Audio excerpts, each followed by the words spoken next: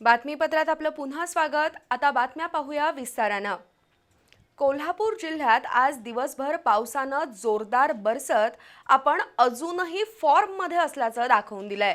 दिवसभर कोसळलेल्या पावसामुळे पंचगंगा नदीचं पाणी कोणत्याही क्षणी पात्राबाहेर पडण्याच्या स्थितीत आहे। राजाराम बंधाऱ्याजवळ पाणी पातळी 28 फुटांवर गेली आहे, तर जिल्ह्यातील 23 बंधारे पाण्याखाली गेले आहेत। राधानगरी धरण 84% भरलंय, तर काळमावाडी धरणात 11.69 टीएमसी पाणीसाठा झालाय।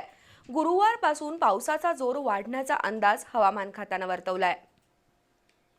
2 दिवस स्लो अँड स्टेडी खेळणाऱ्या पावसानं आज मनसोक्त बॅटिंग केली। दिवसभर पडलेल्या दमदार पावसामुळे नद्या नाल्यांच्या पाणी पातळीत पुन्हा लक्षणीय वाढ होऊ लागली आहे। धरण क्षेत्रात तर अतिवृष्टी सुरू आहे। आज राजाराम बंधाऱ्याजवळ पाणी पातळी 28 फुटांवर गेली आहे, तर पंचगंगा नदीचं पाणी कोणत्याही क्षणी पात्राबाहेर पडेल अशा स्थितीत आहे। जिल्ह्यातील 23 बंधारे पाण्याखाली गेले आहेत। राधानगरी धरण 84% भरलंय, तर काळमावाडी धरणात 11.69 टीएमसी पाणीसाठा झाला असून धरण 46.2% भरलंय। दरम्यान पश्चिम बंगालमध्ये सक्रिय असलेला कमी दाबाचा पट्टा कायम आहे, त्यामुळे राज्याच्या काही भागात पुढील 24 ते 48 तासात पावसाची तीव्रता वाढण्याची शक्यता हवामान विभागानं व्यक्त केली आहे। त्यानुसार कोल्हापूरसह राज्यातील अनेक जिल्ह्यांमध्ये मध्यम ते मुसळधार पावसाचा अंदाज वर्तवण्यात आला आहे।